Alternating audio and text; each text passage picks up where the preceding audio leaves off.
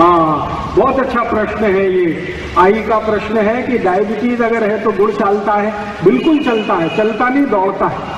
Diabetes वाला कोई भी व्यक्ति गुड़ खाए, कोई तकलीफ की बात नहीं। डायबिटीज का कोई भी व्यक्ति फल का रस पिए, कोई तकलीफ की बात नहीं। डायबिटीज का कोई भी व्यक्ति फल खाए मीठे, कोई तकलीफ की बात नहीं है। वो आम खा सकता है, अमरूद खा सकता है, केला खा सकता है, अनार खा सकता है, दाड़िम खा सकता है, संतरा, मौसमी, द्राक्ष, जो भी फल खाना है खा सकता है। कारण है वो समझ लीजिए आप कि जो प्रकृति से बने हुए फल हैं उसमें जो शक्कर होती है, वो मैंने आपसे कल कहा, वो मोनोसेकेराइड फॉर्म में होती है। शक्कर का सबसे आसान रूप है फलों में मिलने वाली शक्कर। ये शरीर को सबसे आसानी से हजम होती है। लेकिन ये जो मिल में बनने वाली शक्कर है, जिसको चीनी कहते हैं, शुगर कहते हैं, ये कभी भी हजम नहीं होती। तो डायबिटीज के पेशेंट को जो सबसे ज्यादा तकलीफ करती है वो मिल में बनी हुई शक्कर की तकलीफ सबसे ज्यादा होती है। तो मिल की बनी हुई जो शक्कर है, शुगर है, चीनी है, वो ना खाएं। बाकी प्राकृतिक रूप से जो फलों में मिलने वाली शुगर है, जूस के रूप में पिए, सीधे फल खाएं, कोई तकलीफ की बात नहीं। मिश्री चलेगी? मिश्री के बारे में ध्यान ये रखना है कि वो बनाई किससे गई है। मिश्री बनाने के दो तरीके हैं। एक तो खांडसारी वाला पुराना तरीका है, अगर खांडसारी से मिश्री बनी है तो चल जाएगी। लेकिन आजकल शुगर मिल से बनी हुई जो मिश्री आती है वो बिल्कुल नहीं चलेगी। तो मिश्री खरीदते समय पूछ लीजिए कि ये कौन सी वाली मिश्री है। खांडसारी वाली है तो चल जाएगी, ना खांडसारी वाली नहीं है तो नहीं चाहिए। आज मैं आपसे रोगों की ही बात करूंगा और चिकित्सा की बात करूंगा। डायबिटीज पे बात शुरू हो गई है। डायबिटीज रोग क्या है वो मैंने सरल भाषा में आपको समझाने की कोशिश की है। और डायबिटीज ना हो उसके लिए मैंने आपको उपाय बताया है कि आप जैसे ही डालडा खाना बंद करेंगे और रिफाइंड तेल खाना बंद कर देंगे, डायबिटीज आपकी अपने आप खत्म हो जाएगी, नहीं आएगी जिंदगी में। अब और एक दो माहिती दे देता हूं डायबिटीज के बारे में, क्योंकि ये रोग आजकल बहुत हो गया है। हमारे भारत के ऐसे ऐसे लोगों को ये रोग आ गया है जिनकी कभी कल्पना नहीं करते थे कि उनको डायबिटीज हो सकता है। गांव में शेतकरी बंधुओं को अब डायबिटीज होने लगा, जबकि कोई जीवन में कल्पना नहीं करता कि शेतकरी को भी डायबिटीज होना चाहिए। ये डायबिटीज के सबसे बड़े कारणों में एक मैंने आपको बताया, खान पान में हमारा बहुत कुछ बदल हो गया। जाहिरात देख देख कर टीवी का हमारा दिमाग इतना खराब हो गया है कि हम जो भी तेल लाते हैं वो रिफाइंड तेल घर में आता है। डिब्बा बंद तेल लाने लगे हैं, वो सब ज्यादातर रिफाइंड तेल है। और रिफाइंड तेल के साथ उससे भी ज्यादा खराब तेल आ गया है, पामोलिन तेल। जितना ज्यादा पामोलिन तेल और रिफाइंड तेल आप खाएंगे उतना ज्यादा डायबिटीज होने वाला है।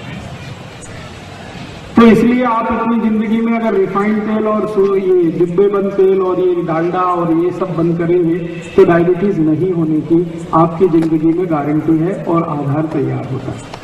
अब प्रश्न आता है कि डायबिटीज हो जाए तो क्या करें। पहला काम तो यही करिए, डालडा बंद करिए, रिफाइंड तेल बंद। अब दूसरा काम क्या करें? दूसरा काम, आप अपना भोजन ऐसा करिए जिसमें मांस बिल्कुल ना आए। भोजन ऐसा करिए जिसमें मांस बिल्कुल भी ना हो, माने संपूर्ण शाकाहारी भोजन शुरू कर दीजिए। किसी भी तरह का मांस मत खाइए। अंडा भी जो है ना वो मांस है, अंडा शाकाहारी नहीं है, वो भी मांस है। तो अंडा है, मछली है, मीट है। मीट चाहे वो मुर्गे का हो, मुर्गी का हो, भैंस का हो, बकरे का हो, बकरी का हो, गाय का हो, किसी का भी हो, डुक्कर का हो, किसी भी तरह का मीट मत खाइए, किसी भी तरह का अंडा मत खाइए। डायबिटीज बहुत जल्दी ठीक हो। और तीसरा और आखिरी उपाय खाने पीने के संबंध में वो ये कि आप जो कुछ भी खाना खाते हैं उसमें ज्यादा से ज्यादा ऐसी चीजें खाइए जिनमें फाइबर बहुत होता है, रेशा बहुत होता है। डायबिटीज के लिए एक सूत्र बनाया है, high fibre low fat diet. High fibre माने जिनमें रेशे का तत्व ज्यादा हो ऐसा भोजन खाइए। अब रेशे का तत्व ज्यादा है ऐसा भोजन क्या है? मैं आपको कुछ नाम गिनाता हूं, आप ध्यान रखिए उनका। सबसे ज्यादा रेशा है दालों में। मूंग की दाल सबसे ज्यादा, मसूर की दाल सबसे ज्यादा, चने की दाल बहुत रेशा है। तुअर की दाल, उसमें भी काफी रेशा है। सबसे कम रेशा होता है वो उड़द की दाल में। तो उड़द की दाल छोड़कर, सोयाबीन की दाल छोड़कर कोई भी दाल खाइए जिनको डायबिटीज है। और अन्न में किसमें सबसे ज्यादा रेशा है? अन्न में सबसे ज्यादा रेशा होता है जवारी में। तो जिनको भी डायबिटीज है उनको हमेशा जवारी की भाकरी खानी चाहिए या जवारी की रोटी खानी चाहिए। और सबसे कम अन्न में जो रेशा है वो है गेहूं में, तो गेहूं सबसे कम खाना चाहिए। जिनको भी डायबिटीज है उनको हमेशा ध्यान रखना है गेहूं की रोटी कम, जवारी की रोटी जास्ती। चावल जरूर खाइए, लेकिन कौन सा चावल खाएं? अभी बाजार में दो तरह के चावल आते हैं। एक चावल आपने देखा है जो दिखने में लाल लाल सा होता है, गुलाबी सा, लाल लाल सा, रेड कलर का, देखा? उसको कहते हैं बिना पॉलिश किया हुआ चावल। ये जो बिना पॉलिश किया हुआ चावल है, ये डायबिटीज के किसी भी मरीज की सबसे अच्छी दवा है, सबसे अच्छी औषधि है। क्योंकि बिना पॉलिश किए हुए चावल में सबसे ज्यादा फाइबर होता है। तो आप बाजार में जाइए, किसी भी दुकान से चावल खरीद कर लाइए, लेकिन उसको बोलिए कि हमको ऐसा चावल दो जिसकी पॉलिश नहीं की गई। पॉलिश किया हुआ चावल एकदम सफेद होता है और बिना पॉलिश किया हुआ चावल थोड़ा लाल लाल रंग का होता है और थोड़ा मोटा होता है, जाड़ा होता है। तो वो मोटे वाला चावल, लाल रंग वाला चावल, ये आप भरपेट खा सकते हैं, कोई तकलीफ नहीं। लेकिन सफेद चावल खाएंगे तो डायबिटीज बढ़ेगा, माने शुगर बढ़ेगी, इसलिए सफेद कभी भी मत खाइए। अब थोड़ा आगे चलते, डायबिटीज के मरीज को गाय के दूध के अलावा किसी भी जानवर का दूध नहीं चलता। बकरी का चल सकते हैं। बकरी का चलता है उनको जिनको अस्थमा होता है, अस्थमा, ट्यूबरकुलोसिस, ये दो बीमारियों में बकरी का दूध सबसे उत्तम है। लेकिन डायबिटीज के मरीज को सबसे अच्छा दूध जो है वो देशी गाय का है। तो अगर डायबिटीज के मरीज को दूध पीना है तो देशी गाय का पिए, और उसको कैसे पीना है वो जरा ध्यान से देखें। देशी गाय के दूध को गर्म करें, गर्म करने के बाद वो ठंडा हो जाए, ठंडा होने के बाद उसके ऊपर से मलाई निकाल दें, फिर दोबारा गर्म करें, फिर एक बार ठंडा करें, फिर एक बार मलाई निकाल दें, फिर तीसरी बार गर्म करें, फिर ठंडा करें, फिर मलाई निकाल दें। 3 बार मलाई निकालने के बाद जो दूध बचा, ये डायबिटीज के पेशेंट को पीना चाहिए।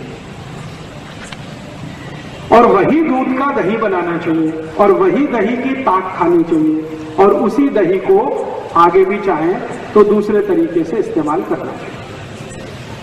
तो ज्यादा से ज्यादा ऐसा भोजन करें जिसमें फाइबर बहुत है। तो मैंने कहा मूंग की दाल बहुत अच्छी है, मसूर की दाल बहुत अच्छी है, चने की दाल बहुत अच्छी है, तुअर की दाल अच्छी है। उड़द की दाल कभी नहीं खाना, सोयाबीन की नहीं खाना, क्योंकि इसमें फाइबर सबसे कम है। अन्न में उड़द नहीं, उड़द के पापड़ भी नहीं, डायबिटीज के मरीज को नहीं। स्वस्थ अगर आदमी है तो वो खा सकता है। अभी अन्न में मैंने बोला सबसे ज्यादा जवारी की रोटी खानी है। जवारी के बाद जो सबसे अच्छी रोटी है आपके लिए बाजरी की है। उसके बाद तीसरे नंबर पर जो सबसे अच्छी रोटी है वो मक्की की है। गेहूं की रोटी सबसे कम खाएं उतना अच्छा है, और गेहूं की रोटी खानी ही पड़े तो उसमें चने का आटा मिला के खाएं, माने बेसन। गेहूं के आटे में चने का आटा मिलाएं, बेसन मिलाएं, दोनों की मात्रा बराबर रखें, उसकी रोटी बनाकर खाएं जिनको डायबिटीज है उनके लिए। और सब्जियां क्या खा सकते हैं आप? बटाटा छोड़कर कोई भी सब्जी खाएं, बटाटा नहीं, आलू नहीं, पोटैटो छोड़कर कोई भी सब्जी खाएं। हरे पत्ते की सब्जी खाएंगे तो सबसे अच्छी पालक है, मेथी है, चौलाई है, भिंडी है, करेला है, और एक बहुत अच्छी सब्जी आती है सेम की फली को मराठी में क्या कहते हैं? सेम फली आती है, सेम फली कहते हैं, चौड़ी, चौड़ी कहते हैं, शेवगा। अगर शेवगा कहते हैं तो वो सबसे अच्छी सब्जी है डायबिटीज वालों को।